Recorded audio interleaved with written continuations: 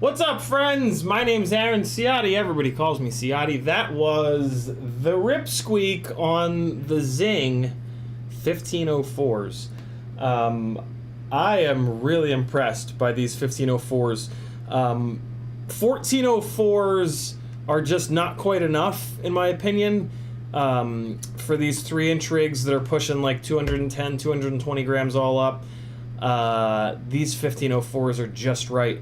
The 1505s, like the Toka 1505s and the Brother Hobby 1504.5s, those are really good too, but those are 12 by 12 mount motors. These Xing 1504s are 9 by 9 mount, which is really nice because you can run these on the lighter weight Rip Squeak arms, and you can also run these with the Gep RC prop guards. So yeah, this is this might become my Rip Squeak setup. I have plans to build a bunch of Rip Squeaks, and I think I might end up putting them all on these Xing 1504 motors. I do want to do some back-to-backing with these 1504s versus the Toka 1505s versus the RCX 1306s. But I have a funny feeling there's other things that I like about these Xing motors. They're of these motors, I think they're the smoothest. Not really. No, yeah, they are. They're a little bit smoother than the Tokas, but the Toka 1505s are plenty smooth. These are what Patrick has on his Rip Squeaks, and they fly outrageous. They hit the battery pretty hard, though. These Xing 1504s are definitely gentler to the battery, which is really nice. Because with these guys, you can run these on a smaller battery if you want to really be lightweight. Like that battery that you guys just saw was a 4S 450 actually. I've been building these things to fly on 4S 850s. Let me see what the runtime was. I'm actually really curious as to what the runtime was on a 4S 450. So I took off at like 28 seconds, and I came back at 3 minutes and 29. So pretty much exactly 3 minutes of runtime on a 4S 450 with these Dow T3028 propellers. I wasn't like cranking in that battery, but I was moving around a good amount. I did a bunch of full throttle throws up over the trees. So yeah, I'm really digging these Xing 1504s. Yeah. So let's get all the housekeeping nonsense out of the way. First and foremost, Win Jumby FPV was first in the chat. Then came King Turkey, Richard, Wam FPV, Frank Nicholas, Dylan, Mark, Random FPV, FPV Trucker, Northern Tier, Ram Donko, and Ali Oop. Random FPV tagged me and said, have my babies. FPV Trucker says, what's up from Chicago Traffic Jam. Random FPV also says, don't forget to smash the thumbs up or CiottiFPV gets to eat your dinner. If you'd like to talk directly to me in the chat, all you need to do is type CiottiFPV and it'll highlight in orange. This works for anybody's name. You just have to spell their name correctly. CiottiFPV.com is my website. This is my full-time job. If you guys want to continue with the 8 to 10 hours of live streams a week, I need everybody to do a little something. Maybe that's leaving a comment or a thumbs up or subscribing or clicking the bell or using some of these affiliate links. Those are all the free things that you can do. I have affiliate links. If you're ever doing orders on any one of these websites, if you hit my affiliate link before you check out, or if you just replace your bookmark with my affiliate link, I'll get 1 to 6% of your total order. FPV Cycle, Amazon, Get FPV, Oh My God Site, FPV Crate, Banggood, Camera Butter, AliExpress. The rest of the stuff here, you have to give me a couple of bucks. Patreon is the best thing you can do for me. For as little as $3 whole a month, you can come on board and join the collective. You're going to get audio versions of all these live streams. You're going to get full access to the Discord server. You're going to get email notifications, Facebook notifications, and Discord notifications every time that I live stream, including the Patreon only live streams. You're going to get access to a YouTube playlist with 100 unreleased live streams and edits and all kinds of just random raw flying. Lots of good stuff going on. The Patreon is huge. If you want to go up from the $3 a month tier, you can join the giveaway tiers. I do giveaways every other Monday. And lots of people have won lots of really good stuff that's kind of explained over there. Links to my YouTube and Instagram. Over on Etsy, I've got a bunch of stickers and hardware. Fiverr, I'm doing a bunch of stuff. T-shirts on Teespring. FPV Exchange is a beautiful website by a beautiful man. This is my Etsy store. A bunch of cool stickers and hardware that you can purchase to support me. Over on Fiverr, I'm doing flight instruction. If you want to fly a little bit better, I can definitely help you out. If you want to learn how to tune, or if you just want me to tune your stuff, I'm doing that as well. And then I'm also doing build planning so that you stop wasting $60, $70, $80. Now that all of the prices, now that all of our electronics have doubled in cost, my build planning is going to be a lot more, is going to save you guys a lot more money. I've wasted thousands and thousands of dollars on buying all the different electronics that I can get my hands on over the last 5 years. I will help you not buy the ones that have caught on fire so that you only buy the good stuff and then you stop having your shit fall out of the sky. Also working together with Remy Tim, he's doing FPV mentoring, and FPV is doing flight footage editing. So support the people that support the people that support the people that support the people that create the content that you love. This is the Teespring store. Here's all the OG stuff. The new designs are down the bottom here. CMYK did this beautiful Kill All Carbon artwork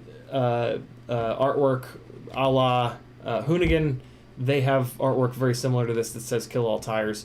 And then, yeah, if you see like a color combination or if you see like a long sleeve t-shirt and you want like the Kill All Carbon logo on it, just let me know and I can do that for you. It's really easy. And then here's FPV Exchange. If you're not on FPV Exchange yet, you're missing out. It's an amazing website. You want to be on there.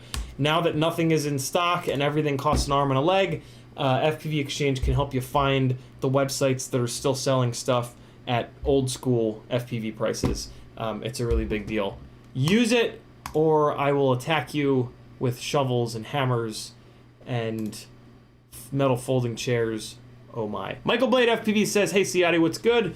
Frank Nicholas dropping the link to CiottiFPV.com. Random FPV says, I like that CiottiFPV highlighted my comment about him having my babies. I like that too, Random. June Loca says, what's good, FPV fam? A bunch of you guys were just hanging out. Here. I did a little sim driving stream on Assetto Corsa and got to use my new headset that I'm really impressed by. It seems to really work well. I was kind of worried because there's a crazy dongle situation that I got going on. So this is the Audio Technica BPHS1. This is the same headset that Jimmy Broadbent uses. When it's new, it's $250. I scored this for $80 on eBay. I kind of threw a bid up as a joke, and then nobody else bid on it. So shit works for me. Being a broadcast level headset and microphone, it's got a big old broadcast style cable on it, and out of the box, without the crazy dongle situation, it is XLR for the microphone, and then what is this, quarter inch headphone for the headphones themselves. So I had to get two separate little dongly boys. This one converts, cause with this headset I'm playing on PS4, and PS4 does everything through the bottom of the controller, the headphones and the mic input. So I had to get this dongle here that's got the 3 black stripes, which is ground, audio left, audio right, and then microphone. And then this converts to, I guess that's male? I don't know, male or female XLR. And then for the speaker, another little 8th inch. That's what this is. This is 1/8 inch, and then this is female 1/8 inch here, and then XLR. So the XLR hooks up, and I'm good to go for the microphone. But then this is 1/8 inch, and this is 1/4 inch. So I then had to buy another adapter to go from male into female 1/8 inch, and then it gives me female 1/4 inch for the headphones. So I've got this big, ridiculous thing here that then has to hang off the bottom of the controller. Luckily that doesn't matter because the controller just kind of sits on the floor, so it's actually no big deal. But yeah, I had to spend like $30 in adapters to get the damn thing to work. But hey, that's all good. It's you know, I saved 180 or whatever the hell the math works out at dollars on the headset itself, and it seemed to sound pretty good. I didn't hear any peaking or any clipping, so yeah, I'm happy as hell.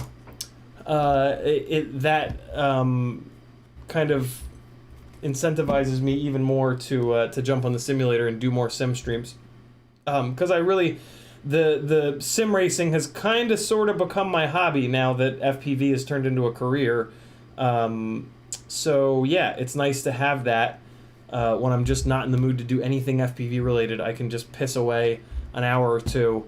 And it also does a really good job scratching the motorsport itch. I do miss playing with cars. I do miss hammering away at autocrosses and up in the mountains and at track days.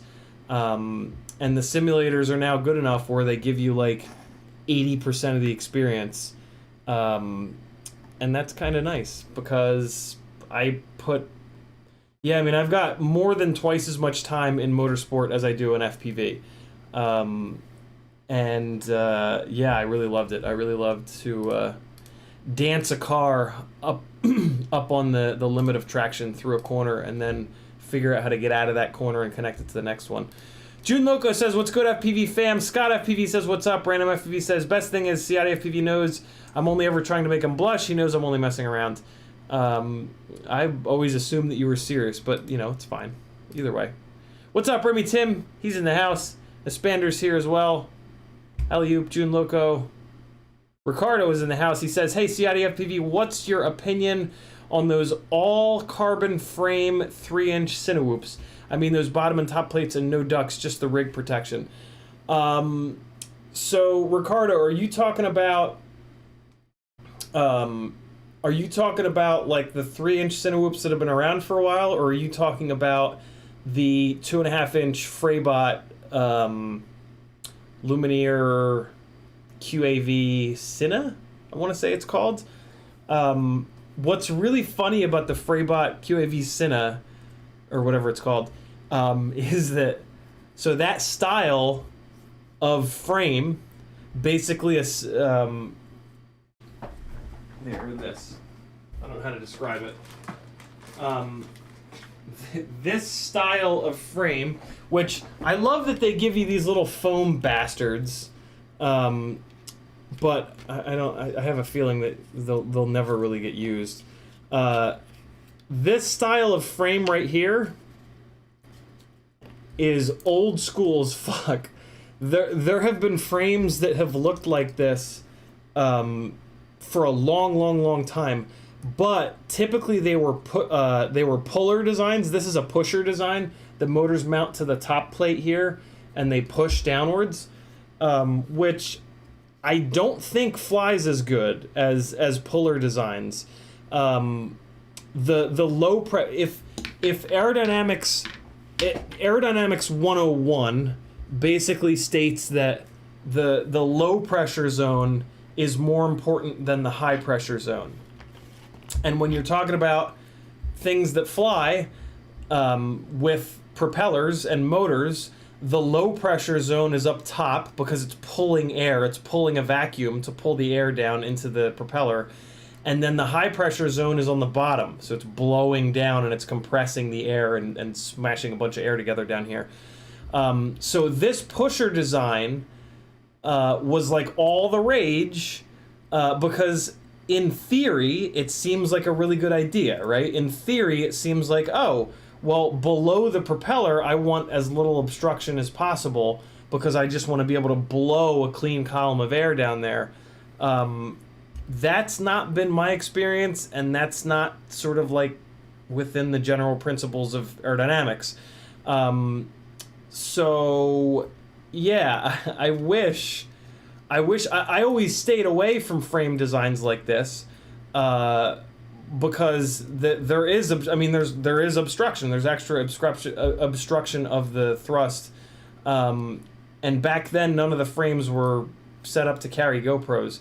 So I actually kind of wish that I had one of the old school versions of these frames floating around that I could then convert and beg, borrow, and steal you guys to make me some TPU for. But I digress. I do have this. I did buy this at full price. This was not like given to me or sent to me or anything like that. And I haven't built it yet, but I am planning on doing a build with this. I'm going to put these RCX 1306 6000 kV motors on it, and I'm going to spin the piss out of these. There's a couple of different 2.5-inch propellers that might work really well on this, and I'm going to run it on a 4S 6000 kV. It's going to make shitloads of thrust. I'm tempted to do the naked GoPro thing, but I mean, I do have a Hero 6 that I've never even turned on, that was sent to me by GoPro when they ran out of Session 5s. So in theory, I should rip that thing apart and turn it into a naked GoPro and run it on something like this, which I'll probably do. But I also want this thing to be able to carry a full-size GoPro, because the whole naked GoPro thing can just eat my ass with a spoon. It's just not a great idea. Having to always hit the start-stop button is going to be a complete fucking nightmare. That is a guarantee that you will lose footage on a real shoot, which is really a bad look. And it's very fragile. And you do, seldom, but you do eventually crash on... I mean, no matter what. And from what I hear, the naked GoPros, like, pretty much the first time you crash them, they just explode and they fail. So, I mean, it kind of makes sense because I have this Hero 6 that I'm not really going to use, but once that blows up, I probably won't do the naked GoPro thing again. So, we'll see. But yeah, those are my thoughts on this guy. I really, really, really wish that this was a puller design. It almost looks like I might be able to just build it upside down. When I do the build, I'll explore that. I'll see if I can just build this damn thing upside down. I mean, I can almost tell right now. It really looks like the top and bottom is... No, it's not the same. Well, it might be. Yeah, I might be able to just build this upside down as a puller. If I can do that, I will. I think I can. I think the top and the bottom plate are exactly the same. It certainly looks like it. Well, that makes me happy. No, they're not the same. This plate is drilled 20 by 20 in the rear. Well, that's actually fine, because I probably won't run a 20 by 20 anything in the rear. And if I do, I can just hang it from the top. It's kind of annoying to do builds that way. But wow, shit, yeah, I think I can build this as a puller. Rad. I love that. Okay, cool. Awesome. That makes me... Oh, you son of a bitch. That makes me want to do that build a lot more, actually. Ricardo, hopefully that answers your question. If not, tag me again, let me know. FPV Trucker says, any experience with the Cloud 149 Cinewhoop frames? No, but the ducts, yes. The Cloud ducts are the cheap ducts that that Bob Rugi, Kebab of FPV Cycle, sells for the Cinesplorer, and those are the ducts that I prefer. His V3 ducts do perform a little bit better, but they're very fragile. I've had 2 sets of them, and I've blown both of them up on the first batteries, so I didn't bother getting a third set of them. So yeah, those are my thoughts on... That's all I know about the Cloud. If I had to guess, that Cloud frame is probably not great. And it's probably not much, if any, cheaper than the Cinesplorer frame. So I would suggest that you go with the Cinesplorer instead of the whatever that Cloud frame is. I found the Rip Squeak with the blown up camera. It's the Rip Squeak with the 1306s. So I have a bunch of Rip Squeak work to do. The fresh one though with the 1504s flies great. So I do have one that's up, which is really good. I do have to figure out interesting kind of situation with this rig.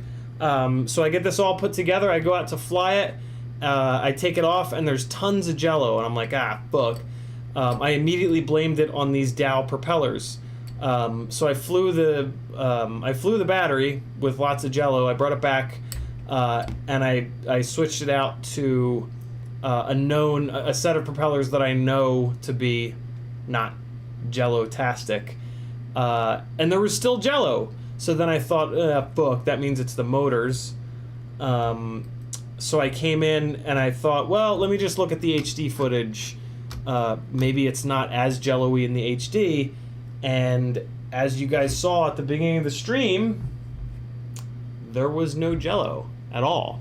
And I'm going to play a little bit more of that footage now for you guys. I'll just talk over it since it's all just audio. I was watching Goodwood at the time. So this is the very first, this is the maiden. And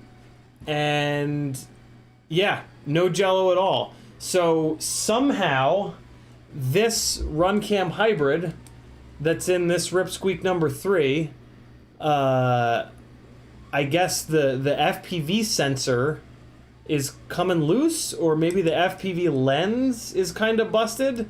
But yeah, there's a bunch of jello in the FPV feed, but as you can see, there's none on the HD. So kind of annoying because the jello makes it kind of hard to see where the hell you're going. But I mean, analog is, you kind of can't see where you're going anyway. So yeah, sort of is what it is. I'm just gonna beat the living hell out of this, and eventually I'll break the camera, and then I can swap it out. I mean, the camera's already kind of partially broken, so I'll break it the rest of the way, and then I can swap it. But yeah, so this is the maiden, so that, like, that, doing those long passes, that's how I check for jello. And yeah, when I was doing these long passes in the FPV, it just looked horrible. Good power, as you can see, that was a relatively full throttle punch. Let me give you some volume so that you can hear how long I was on the throttle. Ready? So that was a good chunk of throttle, but look at that throw, man. I mean, it got up there really nicely. It's not like the Toka 1505s definitely make quite a bit more power, for sure. But this, I don't know, this might be the right amount of power. Like, what with 3-inch rigs, right? The whole point is to fly them in smaller locations, and you want them to in smaller locations, you don't want it to be overpowered in the same way that, you know, we don't want our 5-inch rigs to be super overpowered, because you just end up sacrificing throttle resolution. So I feel like this is maybe the right amount of power for a 3-inch rig, which is really what I've been trying to figure out. The way that I judge that is by sort of like my comfort level when I'm flying.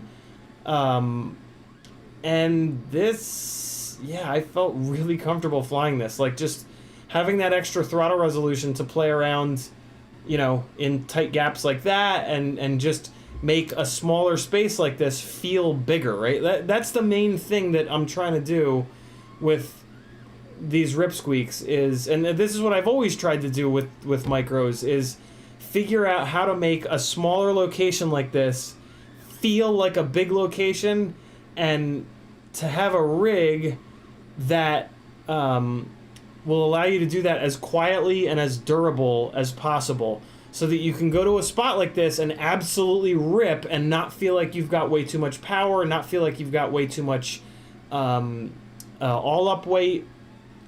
And I'm beginning to think that these 1504s might be the right motor for that. This is, you know, that's going to sort of vary for everybody, right? Like your little local, not 5-inch friendly spot. If it's a little bit bigger than mine, then maybe you do want the Toka 1505s. But yeah, I don't know. I want there to be like a definite gap in performance between 5-inch and 3-inch. You can very easily build the 3-inch to have, to, like, when it's full throttle, to cover ground as quickly as a 5-inch rig, but it just doesn't make any sense. Like, why? Like, if you're in a big location where you need to cover a ton of ground, you should probably be flying a 5-inch rig. because they're always going to perform better because the 5-inch diameter propeller size is just like somehow magical in some weird way. I don't know. Nobody's really figured out why. It might literally just be that we've given so much of our R&D time to 5-inch rigs that little micros are just never going to catch up. You know what I mean? Like that might be the case. I don't necessarily think it is. I think there's some aerodynamic advantage to 5-inch diameter propellers that we don't get with 3-inch. I could totally be wrong though. I commonly am. So this is now those Dow propellers. Okay, so yeah, let's talk about these Dow 3028 propellers. I was really, really excited when these showed up, and I'm even more excited now. Bunch of crashes, bunch of smashes into metal poles, and they haven't even gotten dented up yet. I really expected there to at least be a couple little dents on these, or like marks from when I bashed them into poles, and there aren't. Here comes some more flight footage. The pitch is amazing. This 3028 pitch is absolutely perfect for this type of rig that's like 200-ish grams all up weight. That kid flipped he's one of the neighborhood kids. He flipped the quad over for me, so I said hi to him. Yeah, the pitch is really good. They're really well balanced, and they're very durable. Dow props are usually not super durable. The material that they use is not as nice as the material that Gemfan uses, but once you get into smaller propellers, that sort of all goes out the window. And yeah, like different materials might act a little bit differently. And yeah, the thickness of the blade, the design of the blade and the material that they use are working really, really well. So these Dow 3028 T-mount props are absolutely the best 3-inch T-mount propellers that we have available right now. Unfortunately, they only come in stupid colors. I mean, this teal is kind of a cool color, but the other color that they come in is like a fluorescent yellow, which is just awful. I really wish that they would do a smoke color, because as you can see in the bottom quarters of the frame, you can very, very easily see the light blue of the propeller. So yeah, this is not me like shredding. This is me like just trying to get a bunch of footage for the live streams here. And there was also all this jello, so I don't know, it was kind of hard to see. So it was tough to really nail any of these gaps, but I'll get it figured out. Also, I only have the one Rip Squeak put together right now, so I didn't want to go bashing the shit out of it and get back down to 0 Rip Squeaks. So until I have one of the other Rip Squeaks put back together, I'll fly like a puss. What else? The Crossfire Nano was totally fine. The eSheen Nano VTX is working really well. The way that I have everything packaged was totally fine. And that's about it, man. Rip Squeak number 3 rips. You're looking at it now. Yeah, the antenna seems to not be giving me much bullshit, which is good. And I just basically need to swap the camera out. Woo! Sleepy boy! I just need to swap the camera out so that I can get rid of the jello. And then this thing will be good to go. This is on the thinner arms that are 9x9 mount only. And what's really cool about this rig is I can put this rig onto... I can put those prop guards onto this rig. Well, maybe not. They might not clear this big chunk of TPU on the front.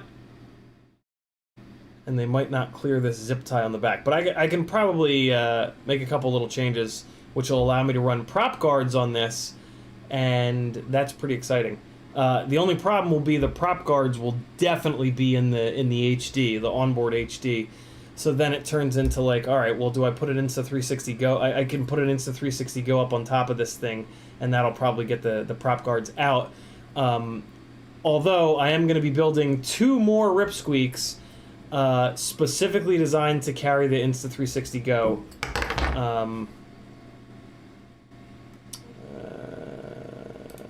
Here's the end of this battery. I forgot I had that camera on. So yeah, I'm really impressed by the way this thing flies.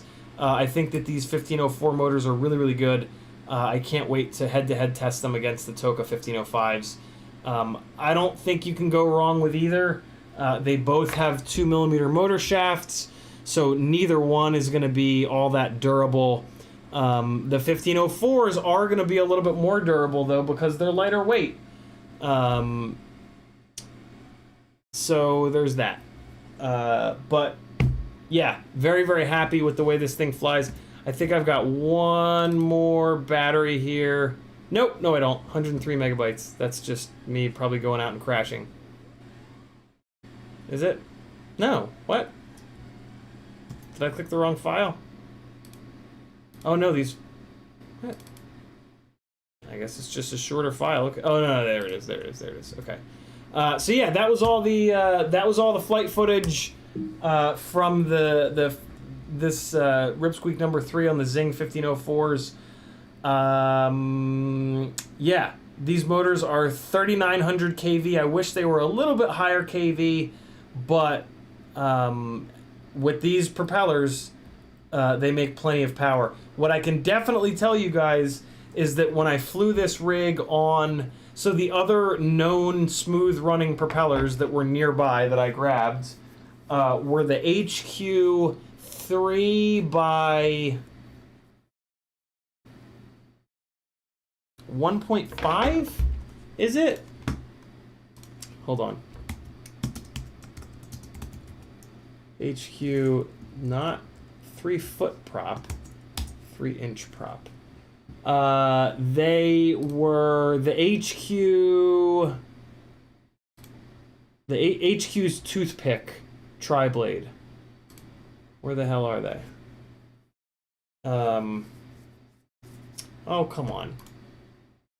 They are...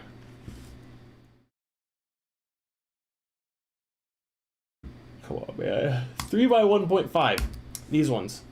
Yeah, so I put it on these 3 by 1.5 by 3s, and it did not make enough power. It would... That propeller would need like a 5S battery or a higher kV motor. They just did not have the RPM.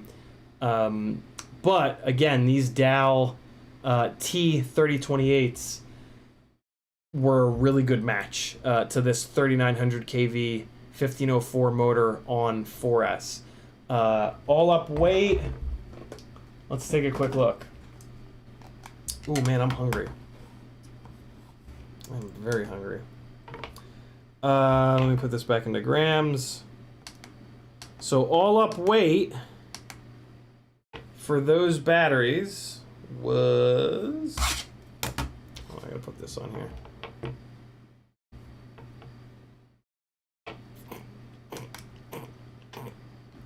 All right, the dry weight is 140. And then the battery that I opened the stream with was a 4S 450. Well, you know what? Fuck it. We'll weigh it with one of every battery. Except for the 850. I can just add 25 grams to simulate the 850. So with a 4S 450, you're looking at 195 grams. With a 4S 550, it just goes up by 10 grams. 211, went up a little bit more than that. With a 4S 650, it's at 217. So then with a 4S 850, it would be basically at 240 grams, give or take. So yeah, no matter what, you're under 250. 3-inch propeller. The flight dynamics feel really good. Oh hey, here, and with a 4S 700. This is the battery that I would really like to run these on. These GNB yellow labeled 4S 700s. 227 grams. If I was starting over, if So the reason that I'm building these, that I'm going to start running these on 4S850s, is that 4S850s are the batteries that I run on all my Cinewhoops, so I have a whole bunch of them, and I want to continue to have a whole bunch of 4S850s. So yeah, but if I wasn't trying to use the same batteries on my Cinewhoops as on these Rip Squeaks, this GNB 4S700 is absolutely the battery that I would go with. It's GNB's new chemistry, which is a higher, which is a little bit higher of a C rating. It's nice and lightweight. It's a good amount of MAH, and it's not a high volt. Let me just double check that. Yeah, it's not a high volt. The only high volts that you want to buy are for tiny whoops. Is this camera out of focus? I think it is. Just a little bit. There we go. That looks a little better. So yeah, GNB Yellow Label 700 4Ss. These would really be the preferred battery. But I'm going to go a little bit bigger because I want a little bit more throw from this rig. And maybe you do too. Maybe not, but maybe. Ooh, I'm hungry. I don't think this is going to be a full 2-hour stream. I think I'm going to cut this a little bit short. Because I got some shit going on tomorrow that I need to be up really early for. And Saturday. God, I got to be up at like 7. I got to be out the door at like 7 a.m. on Saturday for this this gig at 9 a.m. Crazy. Let me scroll back up and get caught up on the chat. CiottiFPV with a $5 super chat. Thank you so much for the support, brother. He says, just got my pants for my Cinesplorer build. No, he says parts. Just got my parts for my Cinesplorer build. Which ducts do you recommend? There are a few choices. Realistically, Callie, what you should do is get the V3 ducts and get the Cloud cheapo ducts. Get 2 sets of the cheapo ducts because they're only $2 per set. Those are your basher ducts, and then the V3 ducts are your don't crash them ever because they'll blow up because they're 3D printed. So yeah, that's going to be my recommendation, is to get both of the available sets of ducts from FPV Cycle.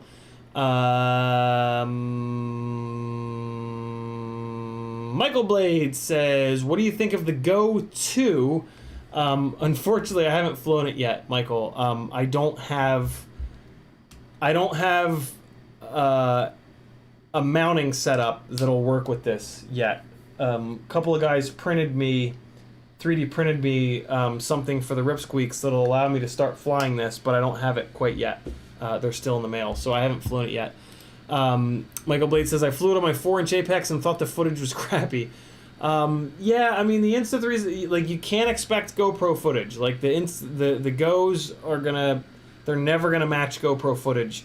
I thought the Insta360 Go 1 footage was pretty damn good for an 18 gram tiny little camera not made by GoPro. But yeah, I mean, I all of the Insta360 footage has been referred to as crappy by people that are expecting GoPro level footage. I think that's just yeah, I mean, I just don't think that's a fair expectation. GoPro has been in the game for a long time, and Insta360 has not. So it's, yeah, realistically, I think that the Insta360 footage is pretty damn good for what it is. And the fact that you can do flow state after the fact is really, really, really nice. Basically, the way that I think about the Insta360s is that they're collecting footage for Instagram. If you want to collect footage to be used on YouTube, you need to be using a GoPro. An Insta360 product is never really, I mean, these small little ones at least, are never really going to give you that, give you what you want for that. But other than that, yeah, I can totally see why you might be disappointed But I mean, you can put them on tiny whoops, right? Like, once there's a mount, you can put one of these things on a 75mm tiny whoop and fly it everywhere, you know? Like, go to fucking Target and fly around in Target. Go to, like, the mall, rip around in the mall. It's a 75mm tiny whoop. Who gives a shit, right? It's not going to hurt a fly. And you can't do that with any of the GoPro cameras, right? Like, you can't put even a naked GoPro on a 75mm tiny whoop, mainly because of the form factor. So that's pretty slick. I don't think so. I don't think you can do that. I think you got to go up to 2-inch, and at that point it starts to really make some noise. Ramdonko says, Goodwood Revival is awesome. Watched it recently on YouTube. Visited 10 odd years ago. Yeah, the Revival and the Hill Climb are bucket list items for me. I really hope that Maggie and I can do some traveling, and that's one of those things that, yeah, I would really, really, really love to make it out to. I will. I'm not even going to say I would love to. I will. Like, come hell or high water, I will make it to one of the Goodwood events in person. I always watch all of the... I try to watch them live. They do great live streams, but I at least watch all of the highlights because they do an amazing... Whoever the hell handles their media is just fantastic. So I've been spending like an hour or two a day with Goodwood highlights on the TV as I hop and pop and bumble around and get shit done and whatnot, and it's just great. It's really, really just amazing driving, amazing cars, just an orgasm of motorsports. Ramdonko says, have you tried 450s and the 850s? I think I might have already answered that question, Ram, but if I haven't, tag me again and be a little bit more specific. Alright. Raven187 says 3-inch crazy fast is just for fun. In my opinion, usually they're bottom mount, so they freestyle differently. Yeah, the bottom mount thing is not for me. Really overpowered 3-inch rigs are interesting. I just... What gets me about them is there's just a very stark contrast between when you're on the throttle and when you're off the throttle. And it makes me like learn to fly totally different, and then when I go to fly any of my other stuff, I have to completely relearn it, and it kind of like makes me worse at flying the other stuff. So yeah, I typically don't do that, but I try not to do that at least. But if you're just flying for fun, yeah, build one of everything. That's one of the great things about this hobby is you can knock a build out for like $250-300 and have a blast. JT Custom Knives says, why no HV? The recommended battery for the 250 is the GNB 6S 380 mAh HV. So the high volt chemistry, in my opinion and in my experience, is just it's just like a glass cannon. Like, you get like 5 or 10 or 15 good cycles out of the HV batteries, and then they just go to hell, and the performance of the batteries just really goes downhill fast. I'm pretty rough on batteries from a crash standpoint, but I don't even crash hard enough to grenade batteries as fast as high volt batteries die. So yeah, I stay away from high volt batteries in anything other than tiny whoops, because in tiny whoops you just have to have it. Like, there's just so much sag on the little 1S batteries that it's yeah, there's just nothing you can do. But yeah, as soon as I get to 2S and up, I get the hell away from high volt, just because yeah, it drives me nuts to get 10 or 15 cycles out of a battery and then have the internal resistances go nuts and have the battery perform like hell. Ain't nobody got time for that. Ramdongo says, it's got to be a highly desired... Wait, what? It's got to be a highly desired drone, 4K, sub 250, etc. Nice one, moves well, plus smaller gaps, very good. I think Ram is talking about the Rip Squeaks. Michael Blade says, thanks. I think I have the wrong settings on the Go 2. I haven't dove into the settings yet, but yeah, we'll see. There's some stuff coming to me in the mail, and then I can get this guy... Well, wait, no. I guess I can carry it, huh? I guess I can carry it on the 1504 rig. Yeah, duh. I have the old school pieces. Cool. Okay. So I am gonna fly the 360 because I can put this guy on here, and then I've got the, where the hell are the mounts? I thought the mounts were in here.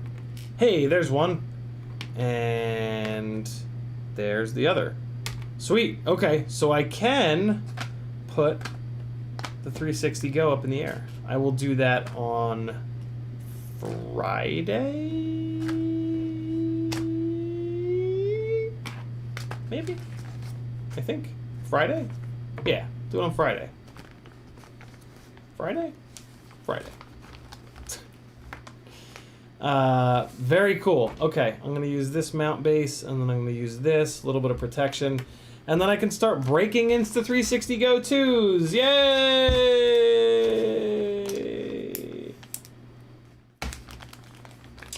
Where am I gonna put this? Put that there. Oh, I already have one out. So yeah, that'll be fun. I can start destroying $300 tiny little pocket cameras. But that's okay, because I got the Geek Squad protection from Best Buy. Best Buy does now finally sell the Insta360 Go 2. You just have to buy it on their website and then have it delivered to your local store, which is going to be a little bit annoying when I start breaking them, because when I break them, I'm going to have to bring it back to the store. They're going to have to order a replacement. I'm going to have to wait a week and a half for the replacement to arrive, and then I'll be able to get back up in the air with it. But hey, that's fine. That's better than losing the whole damn thing. So let me get hardware that's a little bit longer here. These look like M2 by 6s or M3 by 6s. Sure are. Hold on, let me check that. Nope, they're actually by 5s. No shit. I went with really small, really short hardware on this to try to get the weight down. So let's go up to an M3 by 8. And I think I have some titanium. I'm messing around with titanium M3 on the micros, because they don't carry enough weight. They don't seem to carry enough weight to hurt the damn things. This is a by 7. This is not a by 8. Well, then what the hell are these? That's probably not going to be long enough, is it? Oh, it totally is. I just need to find one more. Where are you? Unobtainium. Come on, titanium. Please show yourself. Is that one? That's one. Is there another one? Why is there only this one? How does that work? Why is there only this one?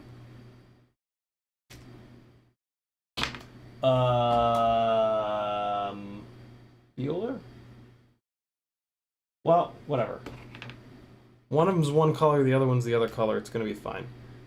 It's gonna be fine. I am gonna leave these out though, because I'm gonna reuse those. I'm not. So since this is a Rip Squeak that has the RunCam hybrid on board, this is not gonna be a permanent fixture. This piece of TPU to mount this with the Insta360 Go to is not going to be a permanent fixture on this rig. I'm going to build a Rip Squeaker 2. I'm actually going to do budget builds. I'm going to do budget Rip Squeak builds with just FPV cameras on board, slammed down nice and low on like a 20mm standoff, or maybe even a 15, probably a 20 though. And yeah, we'll see how that is. Menaderton says, what's your best source for titanium hardware? So this titanium hardware that I've got here is from Pyrodrone. RDQ also has it. CiottiFPV also has it. The titanium hardware that RDQ and CiottiFPV sells are the OG stuff that's that doesn't seem to be as high of a grade of titanium as this that I got from Pyrodrone. So I would suggest going with the Pyrodrone titanium. All things considered, though, throw out the idea that this hardware is going to be strong. This is, even though titanium is stronger than stainless steel, it's not stronger during shock. And hardware that you put like on the bot, so like don't use it for a 5-inch rig. All of this titanium hardware will go to straight to hell on a 5-inch rig, and you will break it for certain. You're only going to use this titanium hardware on micros, and it might still break. I have not really extensively tested titanium hardware on micros, so I might run into the same situation that I used to with aluminum hardware, where on a hard hit you'll break the heads right off of them. But that shouldn't happen. This titanium hardware should be a lot stronger than the aluminum hardware.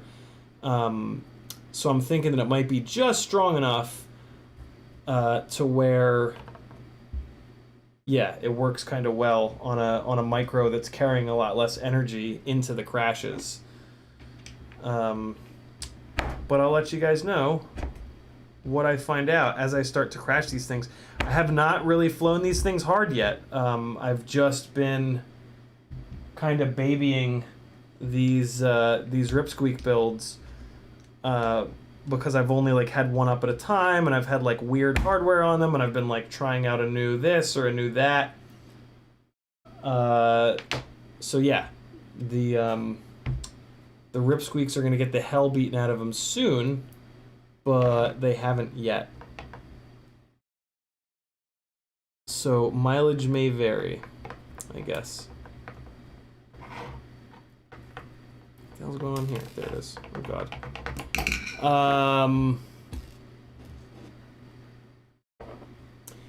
CiottiFPV asks the same question that I've got, which is how do you enable 4K on the Insta360 Go 2?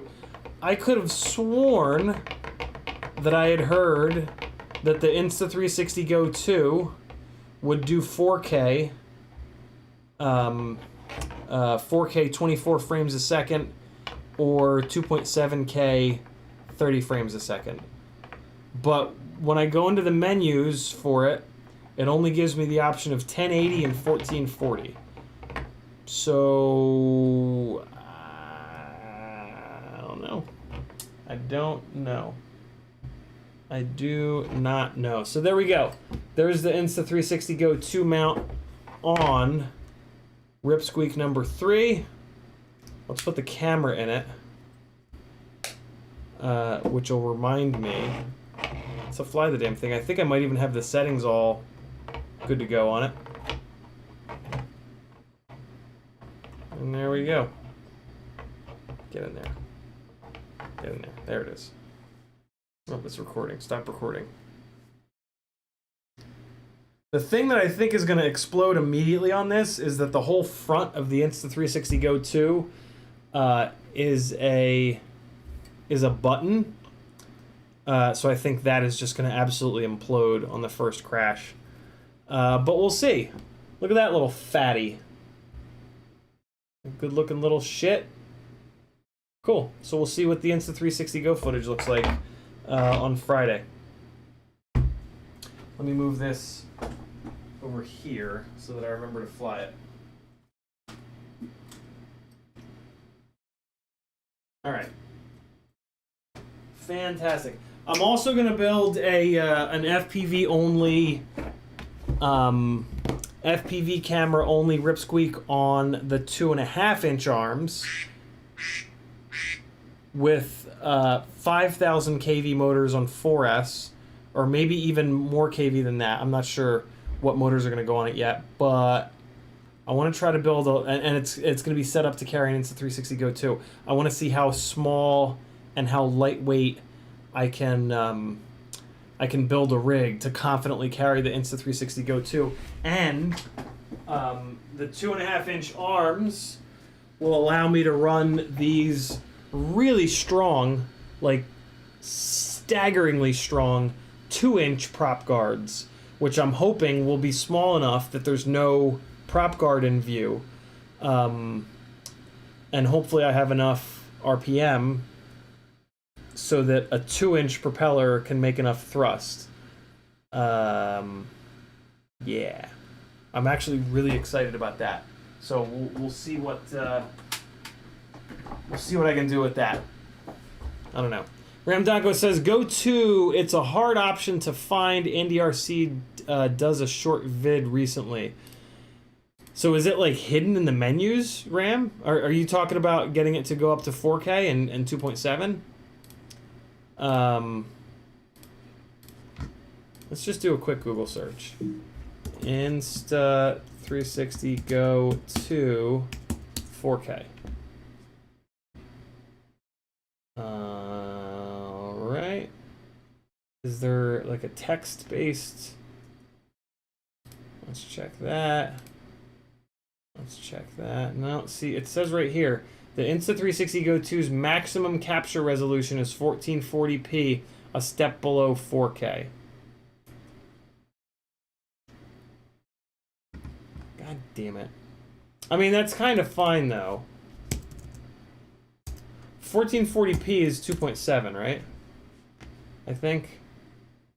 1440 is 2560. Yeah, so 1440 is 2.7, which is, I mean, 2.7 is legit. That fucking all of my GoPro edits are in 2.7 because it's so much faster to edit. I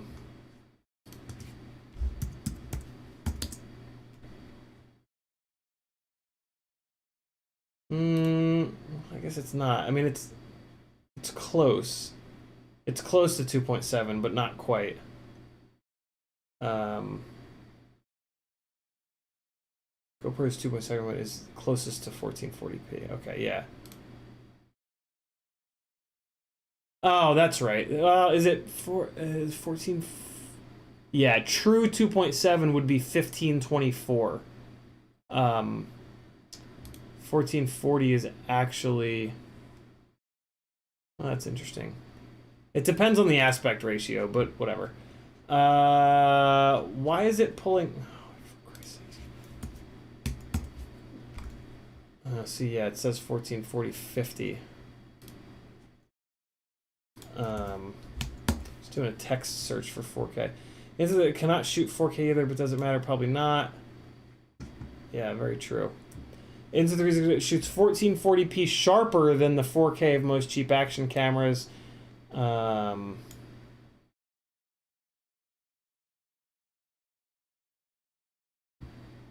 Doesn't talk about the actual resolution of the sensor, but raw still files it captures are 3040 by 3040. So that's the actual resolution of the sensor then, 3040 by 3040. Interesting. Okay, so that's why it doesn't go up to 4K, because the sensor is only 3040 pixels tall and wide. I guess it's a square sensor too, which is kind of slick and rare. Very, very rare. Sweet. Alright, so yeah, I've got my settings good to go on mine then, because I have it set to 1440 30 frames. So that's really good. I swear to God I heard that it could do 4K 24 frames. I swear it. But I could totally be wrong. Come on! There we go. Okay. Metal Dirkson says, I don't see anything higher than 1440 in the official specs. Dusty Joe FPV is in the house. He's wishing everybody a happy hump day. Grizz FPV says, what it do? Got my peanut in today. Very cool, Grizz. We were just talking about the Insta360 Go 2. Ramdago says, it's a short apology showing how to get there far. Remember, not got one will look. What? It's a short apology showing how to get there far. I don't know what that means, Ram. I'm sorry, man. I'm brain dead today. B-Man FPV says, what's up? So we talked about the 1504s. We talked about the Dow 3028s. I guess that means that we're going to do some work on some ripsqueaks. So I've got 2 ripsqueaks that need work. One of them is in a V1 frame. So I want to build, I have 2 extra V2 frames, and I want to build one of those specifically for the Insta360 Go 2 slam down nice and low.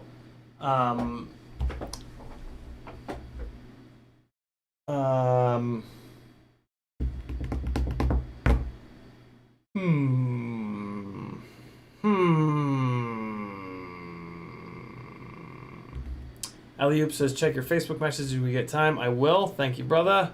661 says, what's up? Okay.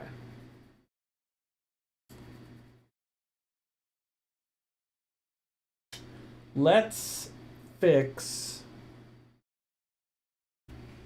this V2. I'm going to have to pull all the way apart to figure out why the VTX isn't getting power. Versus this other one is just not getting video, which I think means that the camera board died. So let's fix this one. Because I am trying to keep this stream a little bit shorter tonight. So let's tear into this one, and we will swap the camera board, and maybe that'll be it. Maybe that's all it needs. What is this? A TBS dipole? Congratulations. You're useless. Anybody need UFL dipoles? I have about 1,000 of them. And I have nothing that I can do with them. So here we go. We're gonna do the thing in the place. 1, 2, 3, 4, 5, 6. Why are there only 6? God, is that annoying. Let me put these guys away. Hey, look at that. That's good to go already. I think this is a by 7. This is an M2 by 7. Let's check one of them. Yep. All right, cool. So these are by 7s. These are Azerbaijans. Wait, actually, no. These are button heads, so I'm going to leave these out. I'm going to put these in a separate little thing here. I'm going to put it in this little guy. What are those? Why do we have all those out? That's interesting. Okay.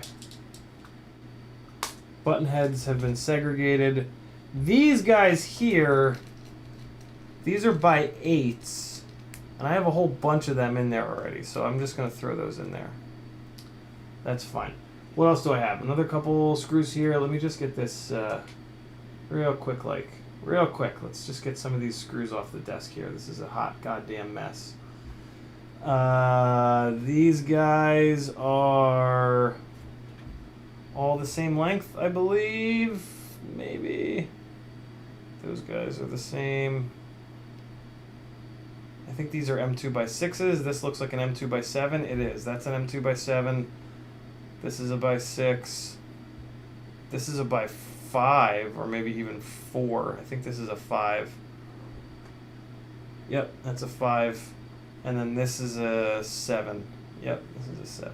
Okay, cool. So these are 6s. And then I'm going to put these 2 guys in this little fella. And just like that, all is right with the world again. What are these? What's in here? There's a mix of so these are all titanium, so these are going to stay segregated out. And then these guys are just a bunch of goddamn donkeys. So we're going to donkey them in the donkey. Know what I'm saying? Am I right?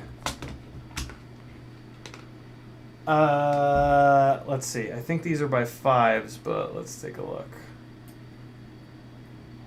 This is a by 5 here. Hold on. By 5 is on the right. Yeah, so that's a 5. These are probably all going to be 5s. Yeah, they are. Yep. Yep. And yep. All right. Thank you for bearing with me. If you stay organized in little short bursts like that, it's not as doesn't feel like as much work.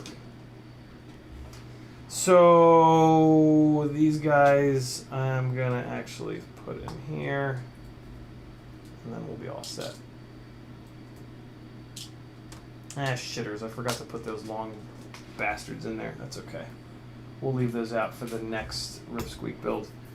All right, so let's get some of this titanium hardware off here. Ramdoggo says, sorry, go to pro mode can do 50 frames per second was his update. Seems at 1440 hard to find option. Oh, so there's an update, huh? Interesting. I feel like I might have done the update on mine because I believe that there was a 50 frame option in there. Oh, I'm using longer. Oh, I know why. For the Insta360 Go mount. Okay. That's why I'm using the longer hardware in the front of this guy. All right, so in theory, this board has shit the bed. So I'm gonna pull that board.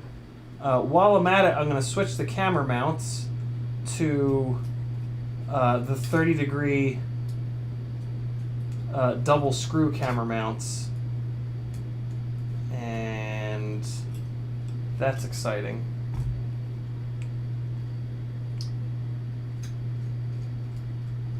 These RCX 1306 motors, the Bell design allows me to use these Emax A-band 3-inch props, which perform really well, but are hideously fragile.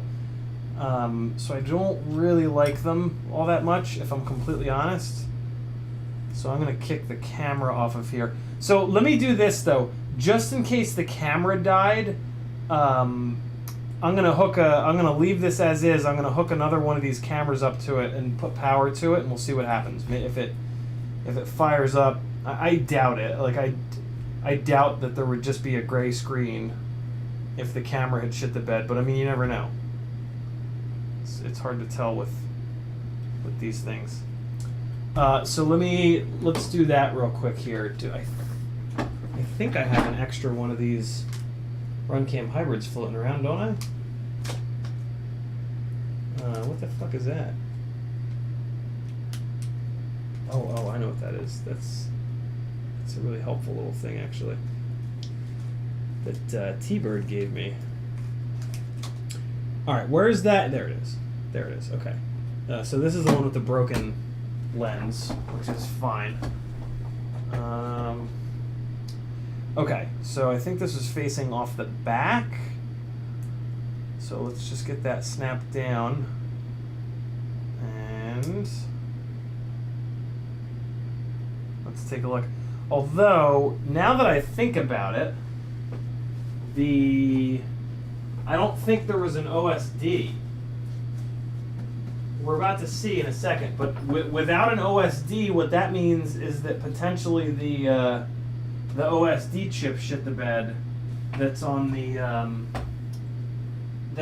flight controller, which means that I gotta put a new goddamn flight controller on there, which sucks, but that's what I gotta do. That's what I gotta do. Grabbing a 4S battery here. Be right back. 3.72, that'll work. All right, let's see if I get anything on this.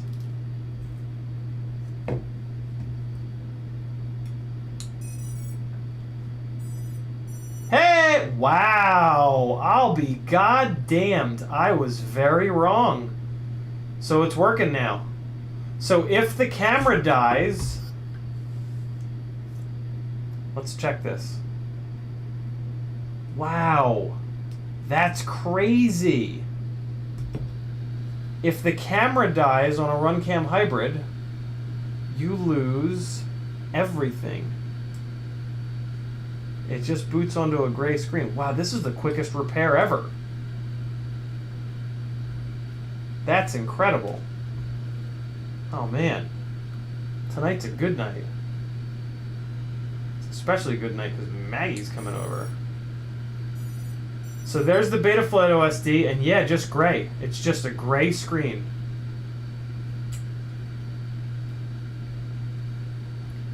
Wow. Good to know. Okay.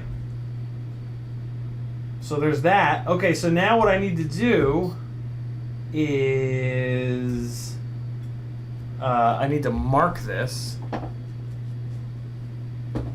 with a big X because it's bad. And I'm going to pull the lenses out of it. So these lenses are not destroyed. These lenses are destroyed. But here's the deal. With the HD lens, there's kind of no way to focus it, like live. You can't see the live HD feed, and that's the lens that's all smashed to hell. So,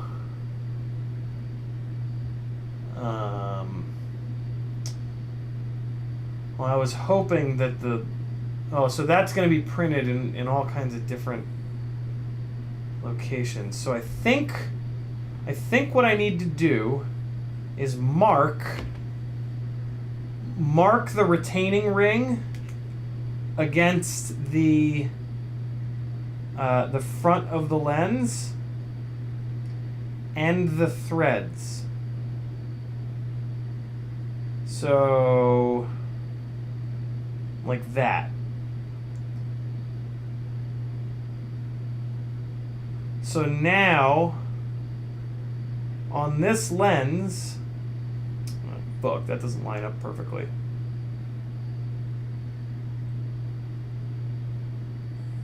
I need to go down a little bit more.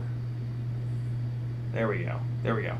Okay, so I think this is gonna work. So what I've done here is this is an old car work on cars trick.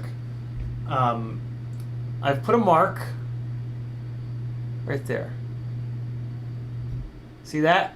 And I've made that mark so that it shows me the retaining ring versus the threads.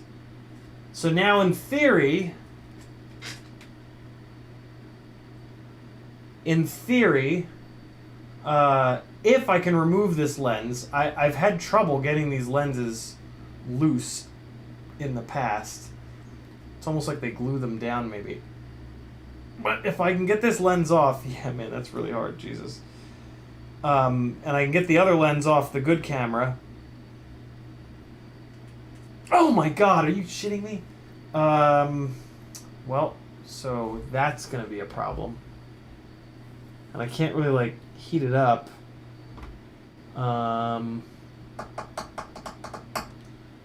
Oof. So here's the mangled lens on the good working camera. It's like broken internally. See that? See how fucked up it is? It's like all cracked on the inside. It's real bad. I can't really get the there you go. Yeah, so like that's bad. But yeah, they really crank these things down. And or Loctite them. Ooh, I just got that one though. I just got this one. Okay, so this one I got loose. Yeah, there's some kind of Loctite on there. I can feel it.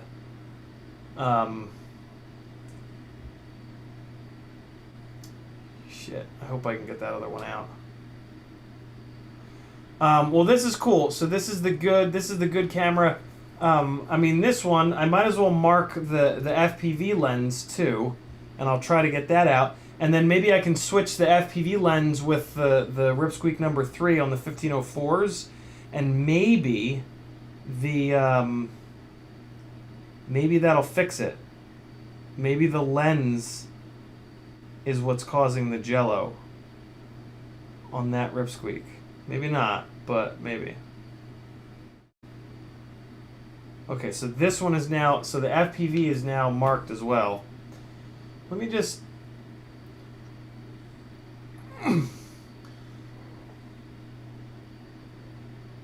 Come on, Logitech, don't do this.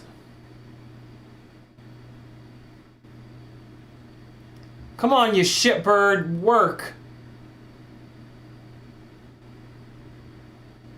Follow the fucking focus, you prick.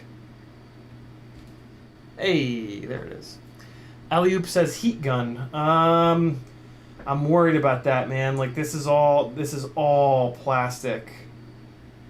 That's fucker.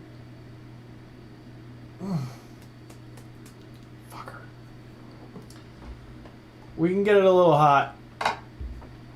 We can shoot a little bit of heat at it, but see, I'm gonna need to heat the whole goddamn thing up.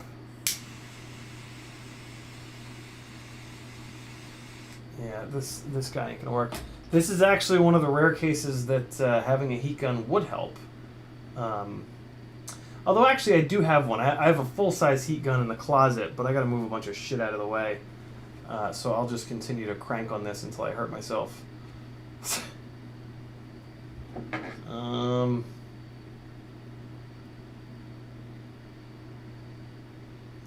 wonder if I can open up the locking ring. So I was able to just get the locking ring. Oh, yeah. Oh, wow. Okay. Good to go. Okay, so I'm going to be really careful here to keep the lock ring in the right position. Because what I don't want is for the lock ring to, like, go an entire turn. Because then it'll be way the hell out of focus. Ramdonko says wrap it in tape then twist. That's a good idea. Although these lenses are so close together that I don't know if that's really doable. To be honest, they really put these lenses right on top of each other. So I'm just going to remove both of these lenses. This is the camera body that's broken. This can go in the pile of broken shit. Oh man, this is great. I've been wondering how to do this, and now I know. Christopher Young with a $16 super chat. Thank you so much, Chris. He says, I really hope the counter is working, so it shows all twos. So the counter is fully manual, Chris. So let me go make it say all twos. I'm just going to assume that you did the math right. I'm going to make it all twos. There it is. The Mazda 2 fund is at $2,222. Thanks to my local buddy, Christopher Young. Thank you, dude. Get your ass over here and hang out. I've got your charger and your cable. And, yeah, Assetto Corsa is really, really fun, dude. Really, really fun on the sim rig. You're going to love it. Next week, I have some time. Pick a night next week. Come hang. All right, this repair is going really, really well because now, well, let me try to get this FPV. I'm gonna use the same little trick to hopefully get the FPV lens off, just for the sake of doing it. Cool. All set. It just mangled right on there. Just making sure that the red stays where the red should be. Cool. Okay, so now I've got a replacement RunCam hybrid FPV lens that I can try to put into the Rip Squeak with the angry face. While I've got this, let me make sure that like maybe like the cable just came unplugged or some shit, I guess, because this camera body and the lenses look fine. Like it doesn't look like it took any real abuse. So I guess maybe the cable just came unplugged. I don't know. Let's see. Oh, or maybe the cable itself shit the bed. I guess that's a possibility, right? Alright, well the cable is definitely still plugged in. Oh shit. Easy, easy, easy. Okay. The cable is definitely still plugged in. Let me take a quick look at this board with the 5X loop to see if anything looks blown up. Oh, you know what? And I can also look at the cable to see if anything on the cable looks mangled. Nah, cable looks totally fine.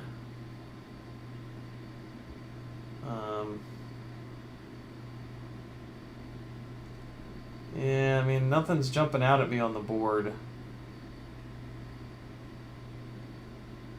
Oh, except for that.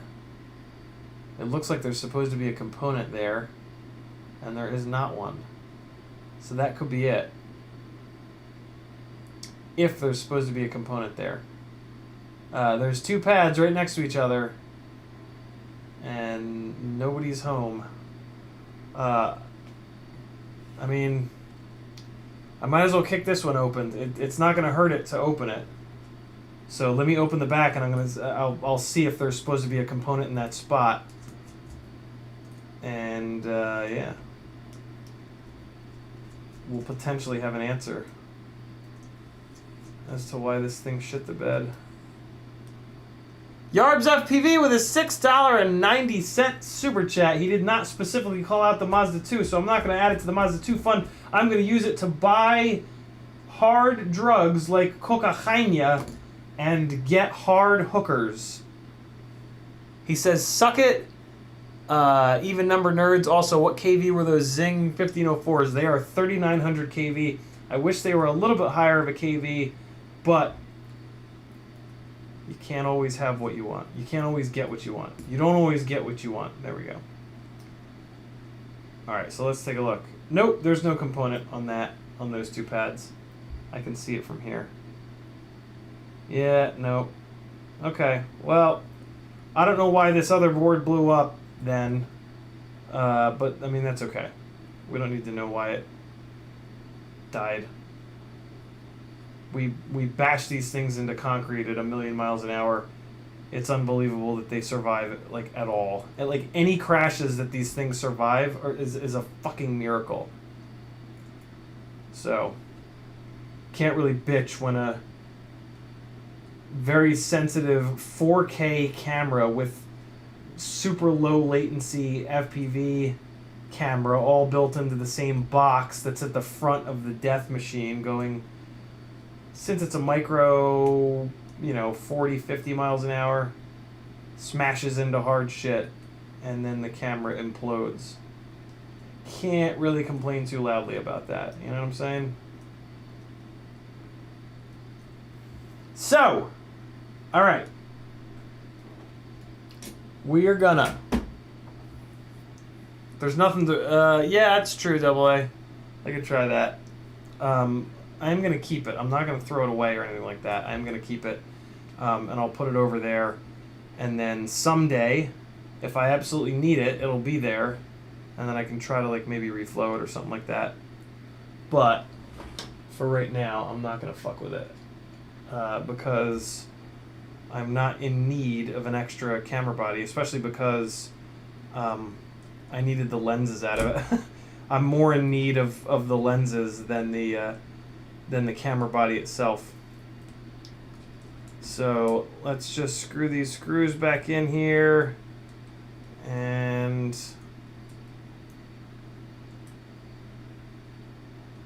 all right. I am going to put a little piece of tape over the openings here to keep dust off of the sensors. That's sort of just kind of good housekeeping practice or whatever. Not housekeeping. Housekeeping is the wrong word. You guys know what I mean. You guys know what I mean. Housekeeping! Want me to jerk you off? Wait, no, I'll put the smashed lens in there. That's what I'll do. I'll put the smashed lens in there. There we go. Oh, I should have marked the smashed lens. Because it'll still kind of work. Well, it's fucked now, so... I didn't mark it, and now it's gone totally off the rails. So, okay, smashed lens is officially retired forever. That's okay, though. So that one sits at the top of the text, so this one sits up here. So that'll keep dust out of the HD sensor, and then I'll just put a little tape over the FPV sensor, although dust on the FPV sensor you're probably never going to see because the quality is so dog shit. But we'll do it anyway.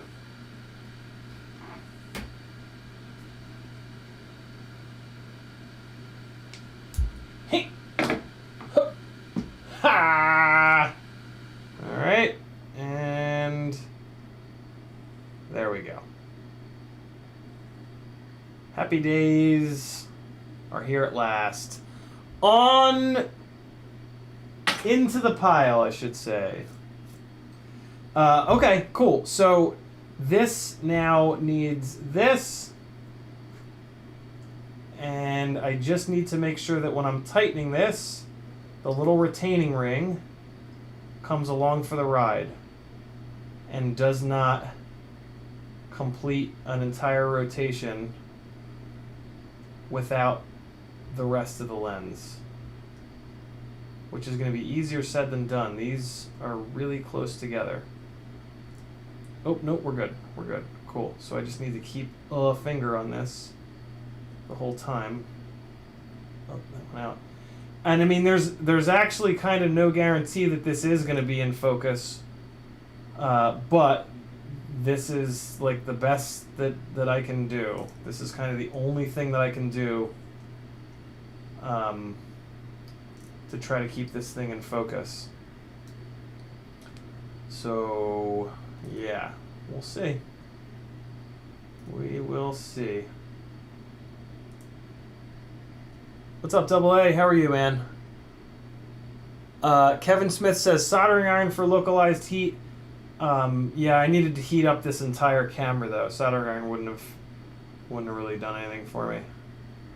All right, so I'm getting near to the point where this thing is going to tighten against the body. Now I got to be kind of careful with this, and it should be like right up here. All right. I mean, that's as close as I'm going to get it. And nice and tight.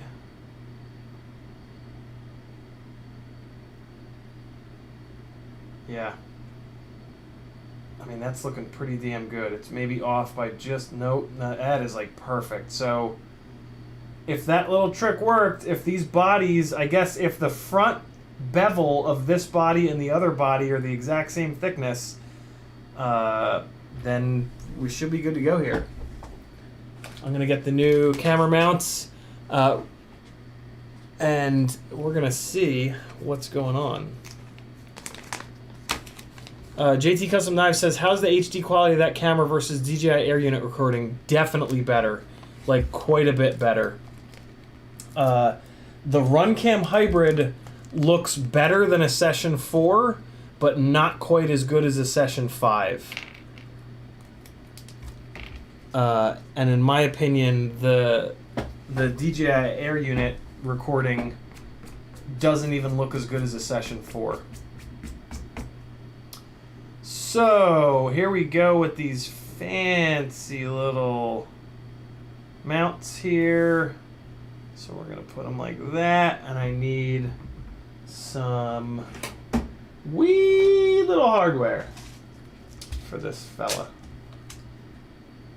And I'm going to get it from this little container here. No, I don't really need the big-headed boys. Well, I can use the big-headed boys. Let's use the big-headed boys. They have strange names for some things. If I ever lose you, just tag me in the chat and ask. It's never an issue. Here's another big-headed boy. Here's a third big-headed boy. Come on, one more. One more big-head boy. Oh, was that it? Hey, there's another big boy. And this is an M3 boy. Alright, cool. So these are the old mounts. I'm going to take the screws out of them and never going to use those again. Look at your boy staying organized. Oh, wow. Nice. Okay. More organization. Good. 2mm thick spacer. You go there now.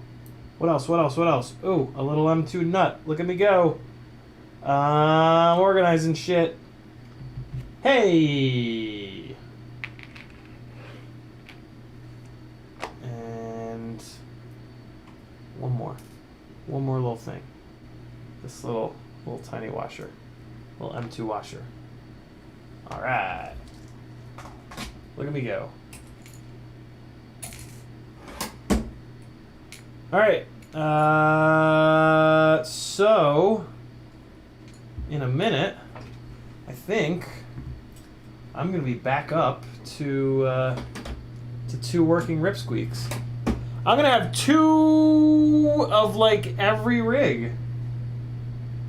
That's pretty exciting. With the rip squeaks, because of what a bitch they are to repair and how... I mean, micros are durable in a different way than 5-inch rigs. In that, like, they're really not durable, but I don't know. But it's like, once... I've had micros that have been, like, extremely durable for a while, but, like, getting them to the point that they're durable takes a lot of time. You really have to, like, just keep tearing them apart and keep swapping shit in and out, in and out, in and out. But yeah, eventually they do become durable. It's just it's a long road to get there. You gotta have all the right parts. You gotta have everything, like, the stars have to kind of align just right. It's not for the faint of heart. Most people bitch out and just build 5-inch rigs because it's easy. But, you know, those of us stubborn-ass motherfuckers, we stay all in on the micros and just keep pissing away time and money. I just mounted this backwards like a dumbass.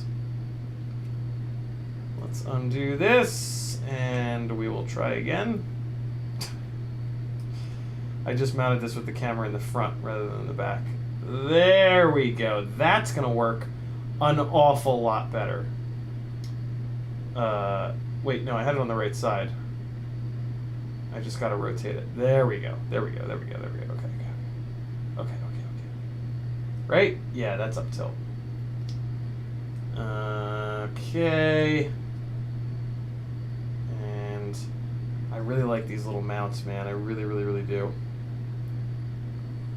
I got to get in touch with the local guy that did these mount designs and ask him to either send me the STL or just put the STL up on a Thingiverse page, because these are how you mount a RunCam hybrid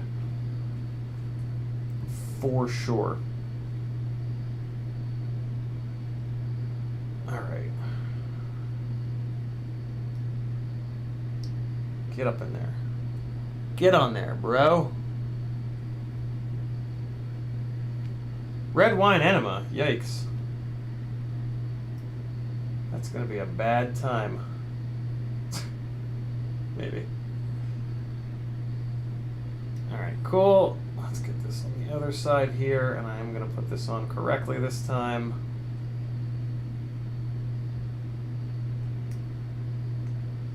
GREVO, or Grayvo maybe, says after building 4 to 5 pusher stripped GoPro carriers on Beta 585X frames, I just straight up gave up on anything below 3-inch. Such a frustrating experience, LOL. Yeah, that's not just you, Gree. I hate those builds. I built one of those 85s in probably something very similar to you, and it sucks. I mean, it flies like asshole too. That's which is one of the reasons why I think that that pusher setup is no good. But the reasoning behind the pusher setup is to get the ducts down as low as possible in the front so that there's no duct in view. So like it makes sense from that standpoint, but the rig flies like a bag of shit that way. And then yeah, maintenance wise they're a nightmare. I mean, mainly the main problem is that I got to do this against my chest, guys. The main problem is that it forces you to build with all of those, whenever you use any of those tiny whoop frames, you're forced to build with an AIO, and AIOs are just the least durable things in the known universe. But then the other problem is that like serviceability is like useless on that setup. Like it's impossible to get in there. It's a tiny whoop frame. It's not like it's a frame meant for tiny whoops, so it's not meant for us to flip it upside down and like put all kinds of wacky shit in there, you know? So yeah, it's a real shit sandwich that a bunch of us chose to take a bite of, and we paid for it with our lives. Hey look, there's a memory card in here. Could that be the memory card that I've been searching for? Yes it is! God damn it. Alright, well, this Ripsqueak should be working. Hey, if you get a Runcam hybrid, let me show you how to not lose your memory cards. They give you a little plastic latch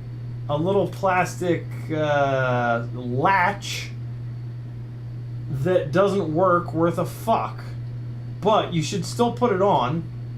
Put the little plastic latch on, but then you got to do a little hot glue trick. So here's the little plastic latch. Get some light on up here. So, see it in there? There's the little plastic latch. Come on, you scumbag. Focus. Let me do a manual focus.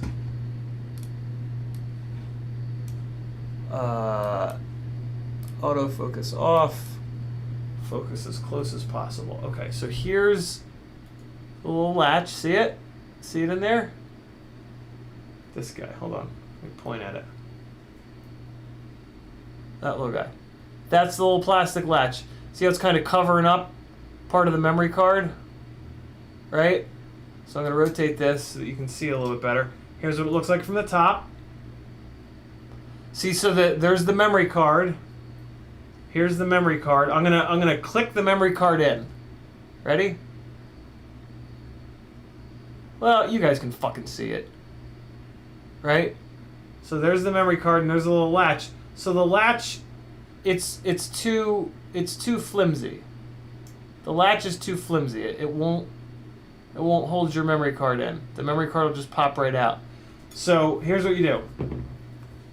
You go to the goddamn gas station, you buy a little torch, like what I've got. Save. You get one of these shitty ass little torches, and you get a little hot glue stick, and now watch this. You get it ready? Watch how quick this is. Take your little hot glue stick, you pick a side, you torch it, it goes liquid, you take that liquid side, you push it in between the plastic latch and the memory card, and then you just pull away. And it just puts a nice little hot glue, little dab of hot glue on the corner between the latch and the memory card, and it's nice and quick. I used to do that with a lighter, but it took longer, and then I would get like lazy about it, and I wouldn't do it. But with that little torch, I mean, you guys saw it. It takes like 1 second, so there's no excuse not to do it. Every time that you put the memory card back into the damn thing. So yeah, do that, or else you will absolutely 100% lose your memory card during crashes. I have lost a bunch now. So don't do that. We're good. That is in there. This is all set. Let's take a BQE battery strap and wrap it around here. And then we'll throw the top plate on. And then I'm actually going to wrap this stream up for the night, guys. Maggie's on her way over. We're going to hang out. And then we're going to drive to Asheville tomorrow. She's going to help me out at this gig. And then we have an Airbnb. And we're going to hang out. She's never been to Asheville. So I'm honored to be able to show her around. I've only been to Asheville a few times, but I have a little bit of a feel for how the city kind of flows. And so yeah, we'll have some fun there Friday morning, and then head back here because I have a stream on Friday at 7 o'clock. So I'll see you guys at 7 on Friday. Let's check. Well, no, I'm just gonna fly this damn thing, and if it's out of focus, it's out of focus. If it's not, it's not. There it is, boys! Rip Squeak number 1. This is the first one that I built because it's got these motors that I had forever ago. Is good to go. I'm gonna put this on those same propellers because these Emax Avan props are just impossible. They're just too goddamn flimsy. So I'm gonna put this onto the Dow 3028 props, and that'll also give me a better head-to-head comparison of the motors. But see, I mean, that's kind of the thing, right? Like, these 1306 motors are the only motors that'll allow me to use these propellers. So on one hand, it's like that's a real plus of these 1306 motors, but then like I crash a lot and these propellers bend all up and it's just a goddamn nightmare. So I don't know, it's kind of a pain in the ass. Pain in the ass is not not what I meant to say. It's I don't know. These Avan props though are like hilariously lightweight. Let's actually take a quick weight measurement of the Dow props versus these Emax Avan props. You will not believe how much lighter these are. They also make these props in smoke crotch gray, which is a really good thing. So, but yeah, let's take a quick weight. Turn this around so that you guys are the first to see. But yeah, I am gonna put this on the Dow props because they are nice and durable. I can't realistically deal with the lack of durability of these Emax props, unfortunately. So the Dow props are 1.6, it looks like. The Emax Avans are 1.2. That's a big difference. I know it's only 0.4 of a gram, but think of that in percentages. Who can do that percentage in the chat? Anybody? Any mathematicians in the chat? Jason Crabtree says, please, on that STL, been working on a design myself, but would rather not reinvent the wheel. He also says, try yelling focus, you fuck. Work for AVE. Michael Blade says, great stream. Thank you, brother. Tuner Taxi says, so excited I got my local hobby shop to let me set up a tiny whoop course inside, and it's turning out amazing. That's super cool, Tuner Taxi. Very, very cool. Ruby Tim says, yeah, Asheville's bomb, because he used to live there. JT Custom Knives with a 1999 super chat. No comment. Just wants to support his gangly motherfucking big tooth buddy, Aaron Ciotti. Thank you very much, brother. Much, much appreciated. Wow, yeah. So 1.2 versus 1.6 grams. That is that's point 0.4. So 0.4, 4, 6, 8, 12. So that's wow. That's roughly a 25% difference in propeller weight, I believe, is how the math works out. That's yikes. That's a lot. But I'm going to yeah, I'm gonna put everything onto these propellers because, again, realistically, these are the props that are gonna get flown on these rigs. Because yeah, it's got to be recoverable. Like these Emax Avan props, like you crash it up on a roof, one of the propeller blades is like they're so flimsy that the propeller blades will bend to the point where they get hung up on the arm, and then you're done, and then it's up on the roof forever. And that's just not. That's not. No, I'm not playing that game.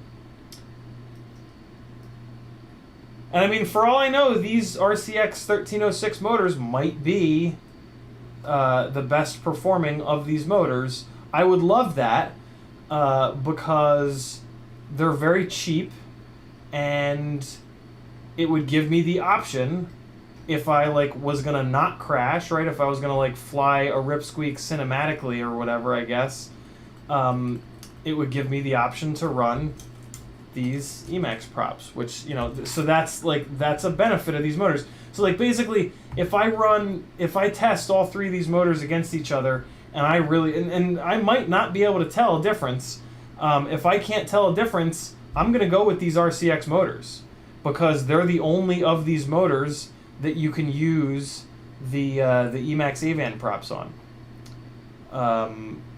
And yeah, I mean, in absence of another advantage for the other motors, right? Fuck it. So we'll see. And the reason, just in case anybody that doesn't have 5 years of micro experience, the reason that the Emax Avan props don't work on any of these other motors is because below the mounting point, see how low the propeller blades go? That hits on all these other motors. Like the Toka motors, for example, the 1505 Tokas.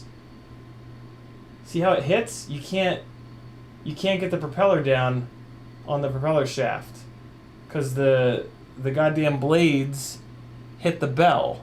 See it? See how it's hitting? And the same thing happens on the iFlight 1504s.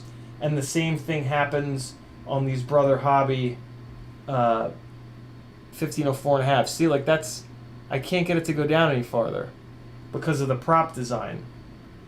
But these RCX 1306s, the hub design allows it. See that? Isn't that cool?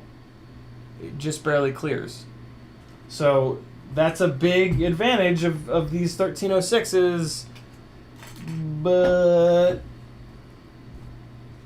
yeah, I don't necessarily love the idea of a 6mm tall stator. Most of my testing and just kind of knowing the way that I like a motor to perform and feel and whatnot, leads me to believe that a 1504 or a 1505 is going to be a better choice. A 1504 or a 1505 is definitely going to run cooler. These 1306s, for sure, no questions asked, these 1306s are going to get hotter faster because they're only 13mm wide rather than being 15mm wide. So they're less of the motor is in the airflow of the propeller.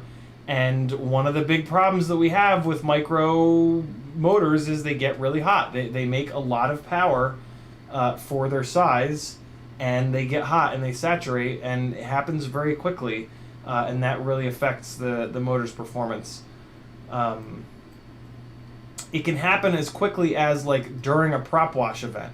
Like the rig starts to prop wash and the motors will very quickly saturate, lose power, and when they lose power like that, they lose the ability to handle that prop wash. So like these 1306s will potentially handle prop wash worse than the 1505s or the 1504s. But there we go. We've got, that motor sounds a little rough. We've got a second rip squeak ready to go. Damn, that's exciting. This one is on an RXSR. At some point when I need to tear this thing apart, I will put it onto a Crossfire Nano, so that yeah, see, so that's gonna be hard, man. I got one of these things on a Crossfire Nano with Crossfire shot, which is gonna feel really good. So I'm gonna have to try to like ignore that basically when testing the motors, which is kind of that could be a little difficult. I guess while I'm at it, I might as well try to change out this this FPV lens real quick, because otherwise I'll like kind of forget pretty much.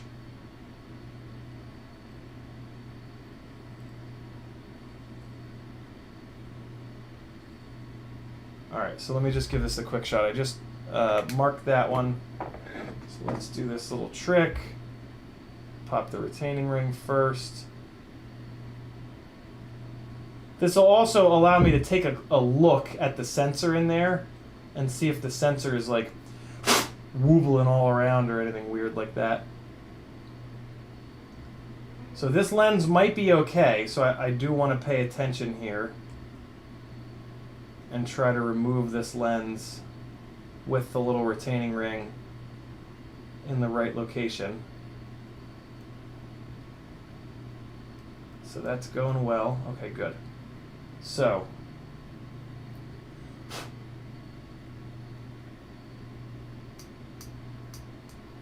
no, I mean, it looks okay,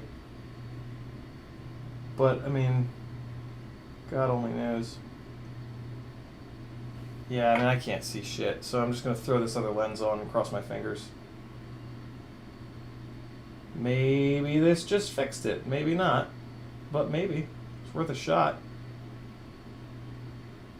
Hopefully marking the lenses like this works.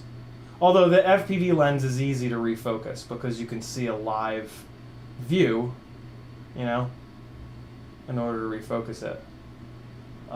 Man, this will make me really happy if this fix the jello issue, because it was really tough to fly with the jello. There was like a lot of jello, a lot. Get these lined up here and crank them down. Cool. Well, I mean, even with the jello, it's still flyable. And it's got an Insta360 Go 2 on it, so that's double exciting. I've got two rigs that can both carry the Insta360 Go 2. Man, look how wobbly that is, though. Jesus Christ. Oh, that's right. I used to throw a...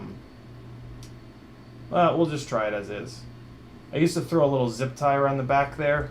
Let me at least do a little zip tie. Let me at least do just a little baby.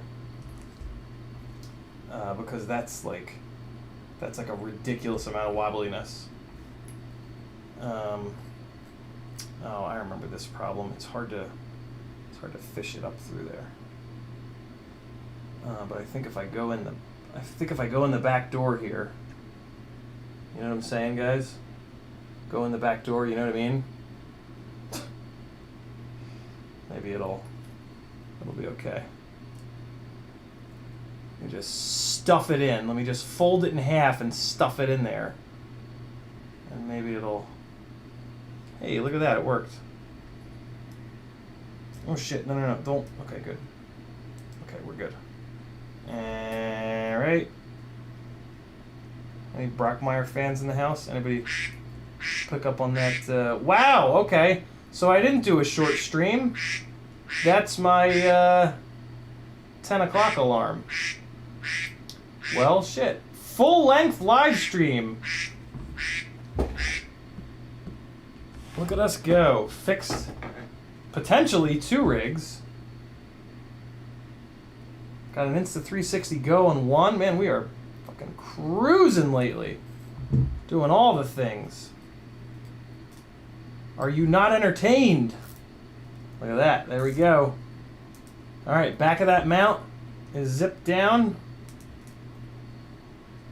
I really should have put this. I should have put this Insta360 Go mount on the rig that I just fixed, because I'm pretty sure that those 1306s make more power than these 1504s.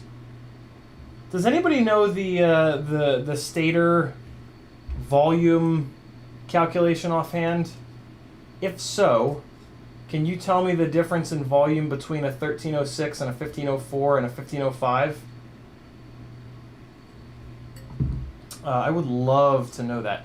It feels to me like a 1505 has the most, and then the 1306 is close behind, and then the 1504 is the least stator volume. That's what it feels like after having flown all these rigs, which is kind of all that matters, to be really honest. But I mean, I'm willing to bet that the math kind of supports that. So, oh my god, that's so much better. Oh my god, that is infinitely better. Okay, great. So this is the last that you're going to see of this Insta360 Go 2. It's going to be completely destroyed after this, I'll bet. But that's okay. That's the name of the game around this fucking hobby of ours. Well, shit. Thanks for hanging, guys. This was a good one. We covered a bunch of ground, talked 1504s, talked... I mean, shit, we've got a new amazing motor option. We've got a new amazing propeller option for 3-inch. Everything is coming up Millhouse. Know what I'm saying? I'm going to not work on rip squeaks next time. I'm going to work on this guy, because this needs a new flight controller, and I'm going to replace the ESC as well, because this ESC blew up 2 of these Acon flight controllers, which really pisses me off. But that's life, I guess. So, yeah. Let me see if I can find a quick calculator. Stator volume calculator. I wonder if Google is smart enough. GB rotor calculator? Go brushless rotor Nah, that's not it. That's not it. JT Custom Knives says, how much height difference do you need to make those props fit that motor? I can make you an adapter shim that can lift the props up so that they clear. It would have to be like at least 1 millimeter, if not 2 millimeters. And I'm not willing to add any weight to the rotating assembly. The reason that those props fly so good is because they're so light. Ramdanko says, what VTX antenna sticks out that far? Just the regular, just like the regular length UFL antennas. In a micro, they look like they stick out really far, but they stick out like just the right amount. Metal Durskin says, I think it gets kind of jello-y if the lens isn't good and isolated from the quad. That's true, but the Runcam Hybrid has 2 lenses, and the HD footage from the beginning of the stream has no jello at all. Remy Tim says, volume of a cylinder. Right.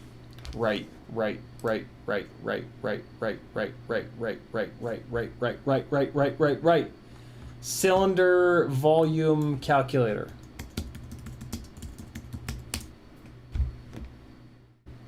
It's just pi r squared, right? So radius. Okay, so we're gonna go. So let's check the 1306 first. No, radius is in half. Radius is half of it. Diameter is what I was thinking. So 6.5. So 6.5 radius, and then it's a 1306. So it's a 6 height. King already told me. Oh, there it is. Boy, look at all those letters and shit. Stroke of Genius with a $5 super chat. Thank you, Christian. Very, very cool of you. Stroke of Genius has donated a ton of digital versions of his book, FPV Flight Dynamics, to our bi-weekly giveaways. Huge shout out to those fellas. I mean, it's just one person, but Stroke of Genius is a company name that makes it sound like there's more of them. Okay, so volume for the 1306, so I'm just going to type it into the chat. 1306, 796 volume. And then we're going to wipe this out. And so a 1505, so 15 cut in half is 7.5. 7.5. So you guys can watch this. 7.5, and then it's 5 high. Okay, so yeah. So a 1505 is 883, and then a 1504 is the same radius, but by 4 is a 706. So yeah, I was feeling the right thing. So yeah, yeah, that math works out beautifully. 1505 is going to give you the most power. 1306 is going to give you a little bit less. 1504 is going to give you a little bit less. And while I'm at it, I might as well check 1504 and a half. 1504 and a half. Wow. Okay. Okay. So that's really interesting. I could not tell the difference between when I had two rip squeaks that were up. One of them was on 1504 and a halves, and one of them was on 1306s, and I could not tell the difference at all between those two rigs, and the math totally supports that, because the 1505 and a halves are at a 795 volume, and the 1306s are at a 796 volume. So yeah, very cool. Very, very cool. I'm sorry, I got the logo mixed up. Thank you, Remy Tim. Yeah, Stroke of Genius is James, not Christian. I'm getting Stroke of Genius mixed with I forget what Christian published the book under. James, I'll see you tomorrow, man. Cannot wait. Cannot wait. Very cool. Wow. Okay, that actually feels really good. That I was kind of upset that I couldn't tell the difference between the 1504 and a halves and the 1306s, but now it makes perfect sense. Know what I'm saying? And that also that's a so yeah. We talk a lot about how wide motors feel better. And they kind of don't. They just don't overheat. By the fact that they don't overheat, that's why they feel better, and perform better. There's the chat comment that I typed up. So yeah, very cool. All right, boys, I'm out of here. Thanks for hanging. You guys rule. Yeah. See you guys on Friday. Friday, what, 7 o'clock? Yeah, Friday at 7 o'clock. I'll see you guys then. Until then, don't do anything I wouldn't do. Doom FPV with the last comment that night. He says, can anyone tell me, are 1606 4000 motors good for 4-inch or 3-inch? The only 1606s that I know of are way too notchy. The Toka 1606s and the Emax 1606s. Those are both way too notchy. They're going to be a pain in the ass to tune. They're going to overheat, and they're going to give you jello if you try to run HD on them. That being said, you want to run those motors on a 3.5-inch or a 4-inch propeller. Have an awesome night, guys. I love every single one of you. Head on over to CiottiFPV.com for a million different ways that you can support me on this crazy full-time FPV adventure that I don't even know how has happened, but I have every single one of you to thank for it. Here's some more of the flying from the Rip Squeak on the 1504s, the least powerful of the motors. Have an awesome night. Goodbye. I'm not ready yet. Bye.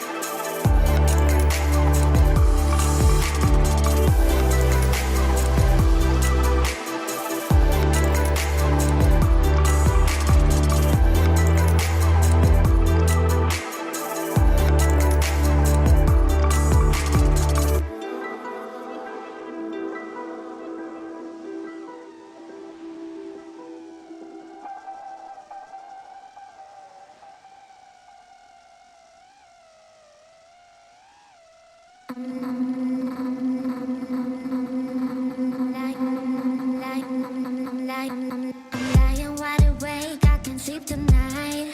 Staring at the ceiling like a restless child.